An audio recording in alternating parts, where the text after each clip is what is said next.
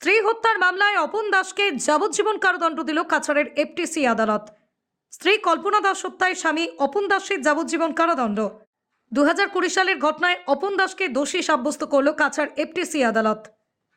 নিজের পত্নীকে নির্মমভাবে হত্যার অপরাধে যুবক অপন দাসকে যাবজ্জীবন কারাদণ্ডে দণ্ডিত করল কাছাড়ের অ্যাডিশনাল সেশন জজ বঙ্কিম শর্মার আদালত। শুক্রবার ঘোষিত রায়ে ভারতীয় দণ্ডবিধির 302 ধারায় অভিযুক্তকে দোষী সাব্যস্ত করে 20,000 টাকা জরিমানার নির্দেশ দেওয়া হয়। জরিমানা অনাদায়ে আরও 6 মাসের কারাদণ্ড ভোগ করতে হবে তাকে।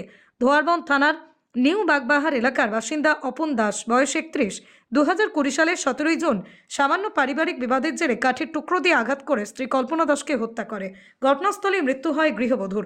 ঘটনার পর স্থানীয়দের সহায়তায় অভিযুক্তকে আটক করে পুলিশে সোপর্দ করা হয়। পুলিশি তদন্ত ও দীর্ঘ বিচার প্রক্রিয়া শেষে আদালত অভিযোগ সন্দেহাতীতভাবে প্রমাণিত হয়েছে বলেই রায় দেয়।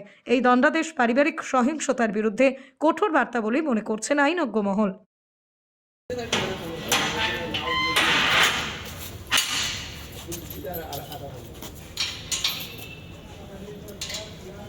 আবার দেখা